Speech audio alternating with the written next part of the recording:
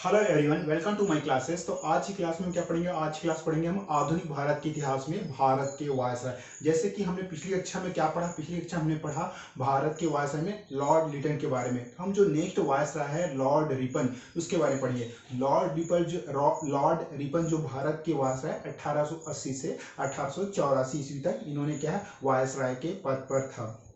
तो देखते हैं सबसे पहले वायसराय लॉर्ड रिपन के जो कब से कब थे वायसराय थे 1880 से 1884 तक ये भारत के वायसराय थे। और जो इनके शासनकाल में कौन कौन से कार्य हुआ, कौन कौन से महत्वपूर्ण कार्य हुआ, इनके बारे में देखते हैं। चलो आइए देखते हैं। देखिए, रिपन के कार्यकाल में अनेक महत्वपूर्ण कार्य हुए, अनेक महत्वपूर्ण कार्य हुए। उन्हीं कार्यों में पहला कार्य क्या था, 1881 में हुआ, जो प्रत्येक क्या हुआ, पहला सबसे पहला कार्य 1880 हुआ, जो प्रत्येक 10 वर्ष के बाद जनगणना कराने, ये देखिए जनगणना कराने का क्या प्रावधान प्रावधान किया गया था।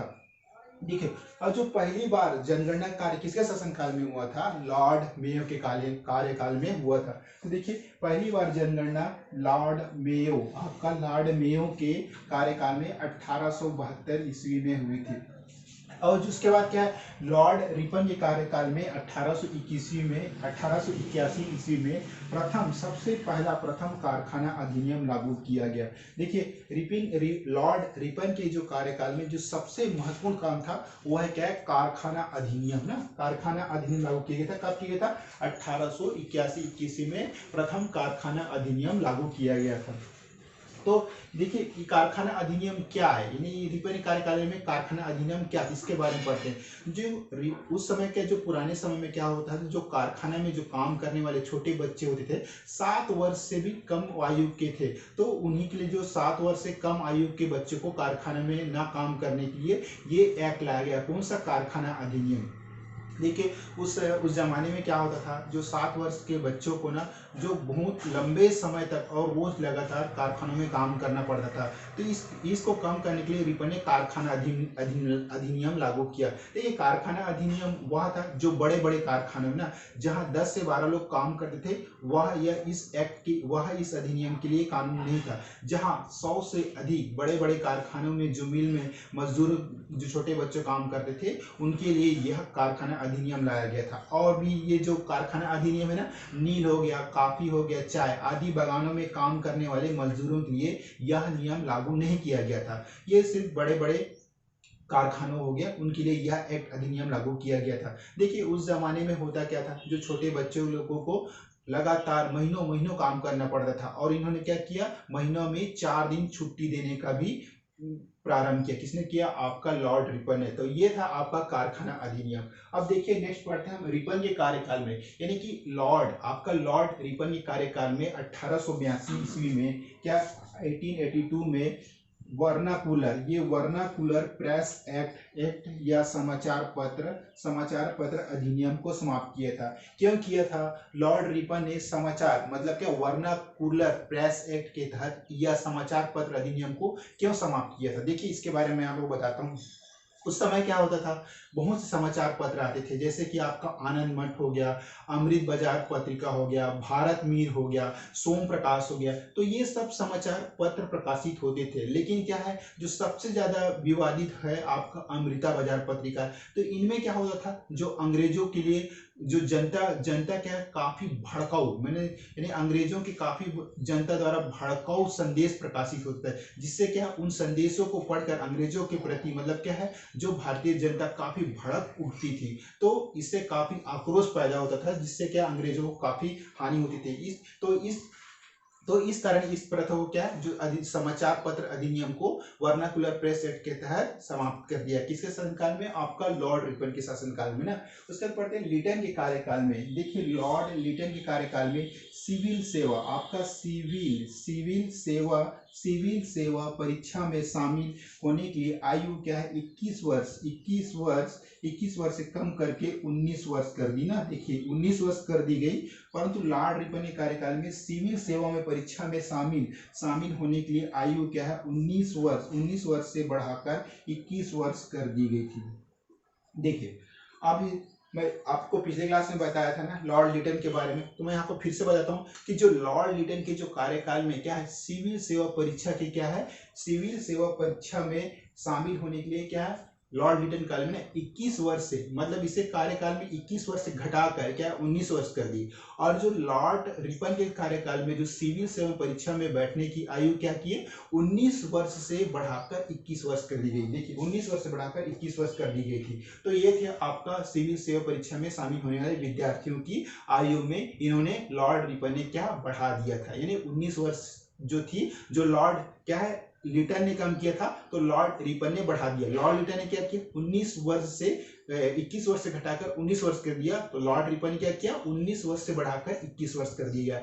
ये मोस्ट इंपॉर्टेंट फैक्ट है, ये बड़े बड़े एग्जाम में पूछते हैं कि किसके शासनकाल में सिविल सेवा परीक्षा में बैठने की आयु क्या घटा दी थी और या फिर बढ़ा दी थी। तो आपको याद रखना है कि जो 21 वर्ष से 19 वर्ष किसने किया था, लॉर्ड लिटन ने, और बढ़ाया किसने था, आपका लॉर्ड रिपन ने। कब, 19 वर्ष से 21 वर्ष बढ़ा दिया था। नेक्स्ट पढ़ते हैं हम, रिपन के कार्यकाल में 1882 में, देखिए 1882 में क्या है, स्थानीय स्वशासन, ये स्थानीय स्वशासन संबंधित एक कानून क्या है, एक कानून का निर्माण किया गया था, जिसके अनुसार क्या है, जिसके अनुसार स्थानीय स्वशासन की शुरुआत हुई। और फिर क्या, और फिर गांवों में बोर्ड बनाया गया। देखिए ये लॉर्ड रिपन के शासनकाल में एक स्थानीय स्वशासन की स्थापना की गई थी और एक नए बोर्ड बनाया गया था। इसके अनुसार जो नए बोर्ड बनाए थे और शहरों में क्या किया, और शहरों में नगर पालिकाओं, ये देखिए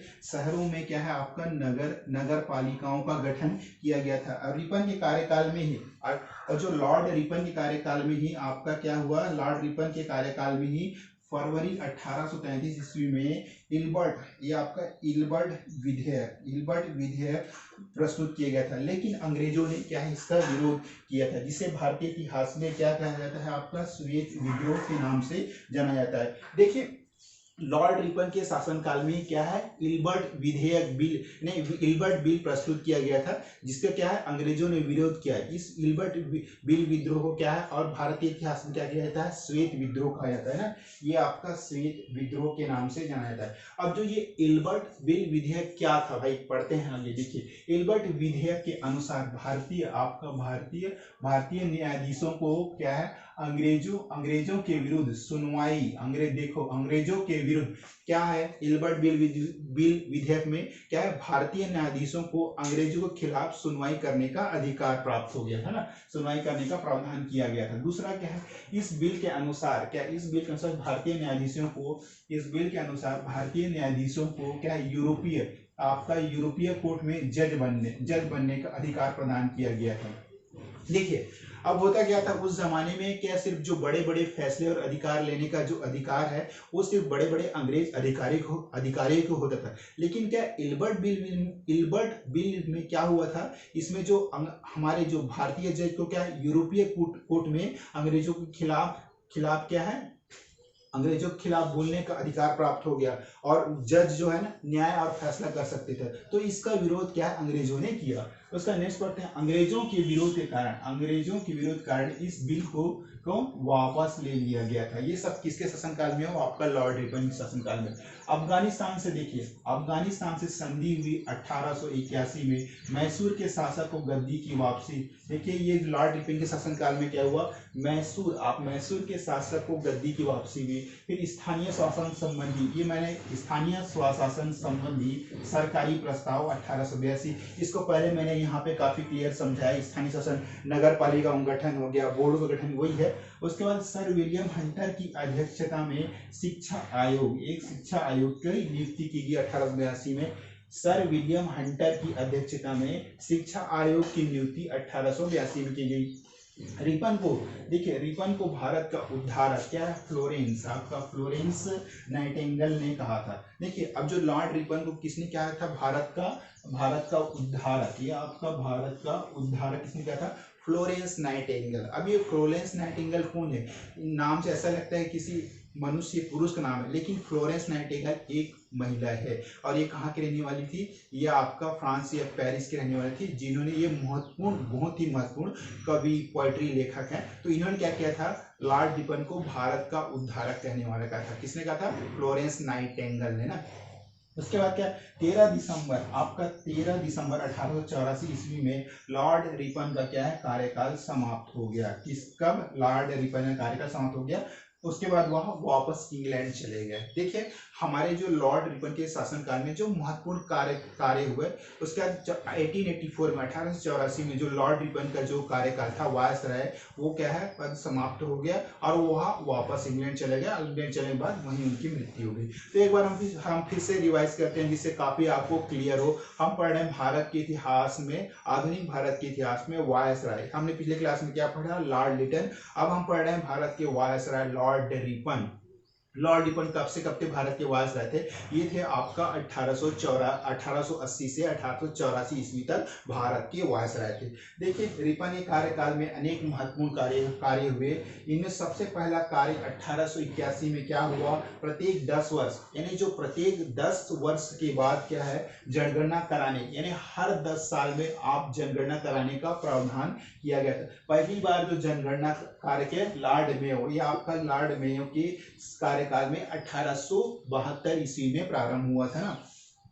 रिपन के कार्यकाल में ही 1881 में प्रथम कारखाना अधिनियम लागू किया गया था। ये इंपॉर्टेंट है, यानी किसके शासनकाल में सबसे पहला कारखाना अधिनियम लागू किया था, वो है आपका लॉर्ड रिपन के शासनकाल में 1881 में प्रथम कारखाना अधिनियम लागू किया गया था। मैंने बताया ना 7 वर्ष से छोटे बच्चों को कारखानों में कार्य करना प्रतिबंध कर दिया गया था।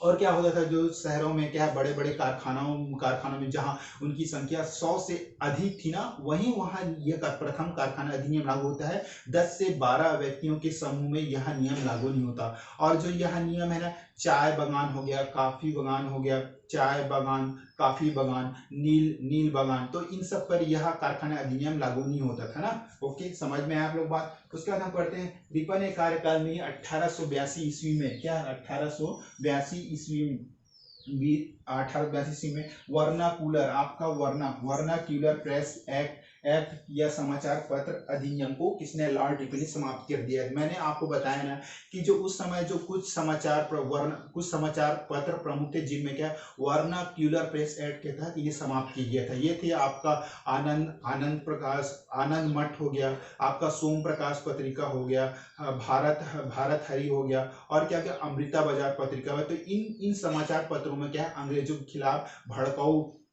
भड़काऊ संदेश छपते थे, जिनसे क्या भारतीय जनता उनको पढ़कर काफी भड़काऊ और क्रोधित हो उठते थे। तो इससे क्या अंग्रेजों को हानि होती थी, जिससे क्या अंग्रेजों ने इन समाचार पत्रों को प्रतिबंधित कर दिया और बंद कर दिया। अब हम नेक्स्ट पढ़ते हैं, क्या पढ़ेंगे, देखिए लिटन के कार्यकाल में सिविल सेवा, आपका सिविल सेवा परीक्षा में शामिल होने के लिए आयु 21। देखिए अब लॉर्ड लिटन के कार्यकाल में क्या, सिविल सेवा परीक्षा में शामिल होने वाले विद्यार्थियों को क्या है, 21 वर्ष से कम करके 19 वर्ष कर दी गई। लेकिन लॉर्ड रिपन के जो शासनकाल में सिविल सेवा प्रतियोगिता परीक्षा में शामिल होने के लिए 19 वर्ष से बढ़ाकर 21 वर्ष कर दी गई। ये इंपॉर्टेंट है। उसके बाद रिपन के कार्यकाल में मई 1882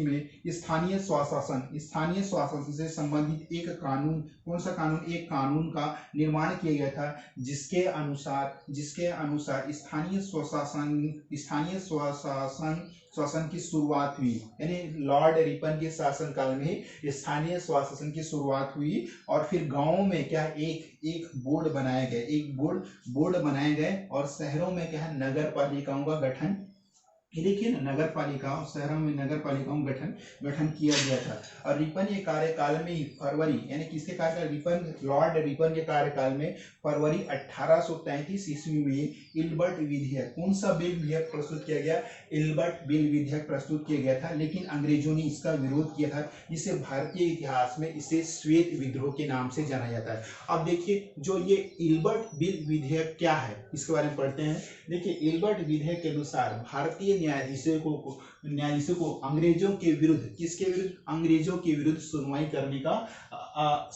का प्रावधान किया गया था। अब इस विधेयक के अनुसार, देखिए अब इस विधेयक के अनुसार भारतीय न्यायाधीशों को यूरोपीय कोर्ट में जज बनने का अधिकार प्रदान किया गया था। तीसरा, अंग्रेजों के विरोध के कारण, देखिए अंग्रेजों ने अभी इस बिल का विरोध किया, तो इस विधेयक को वापस ले लिया गया।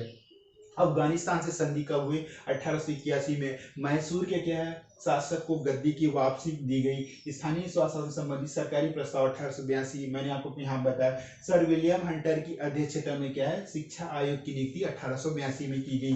फिर क्या है, लॉर्ड रिपन को भारत का उद्धारक किसने कहा था, आपका फ्लोरेंस नाइटिंगेल ने कहा था। 13 दिसंबर 1884 ईस्वी में लॉर्ड रिपन का कार्यकाल समाप्त हो गया और क्या वह वापस इंग्लैंड चला गया। तो आज की क्लास में हमने जो लॉर्ड रिपन के शासनकाल में कौन कौन से महत्वपूर्ण कार्य हुए इसके बारे में पढ़ा। बस मोटे मोटे तौर पर देखेंगे तो 3-4 फैक्ट आपको याद रखना है कि जो लॉर्ड रिपन के शासनकाल में सबसे पहले प्रथम कारखाना अधिनियम लागू किया गया और क्या किया गया, और क्या क्या सिविल सेवा परीक्षा में क्या है जो 19 वर्ष से बढ़ाकर 21 वर्ष कर दी गई। और क्या है इनके स्थानीय स्वशासन के संबंध में क्या है, इन्होंने बोर्ड का गठन किया और नगर पालिकाओं का गठन किया गया। और क्या था, इसके शासनकाल में इल्बर्ट विल विधेयक प्रस्तुत किया गया जिसमें क्या है, इन्होंने क्या है भारतीय न्यायाधीशों को अंग्रेजों के विरुद्ध सुनवाई करने का अधिकार प्रदान किया गया। मोटे मोटे तौर पर बस यही है, आप लोग को इंपॉर्टेंट है, इन्हीं सबको याद रखना है। तो आज की क्लास में बस इतनी। अगर मेरे क्लास आपको पसंद है please like share and subscribe करना ना भूलें।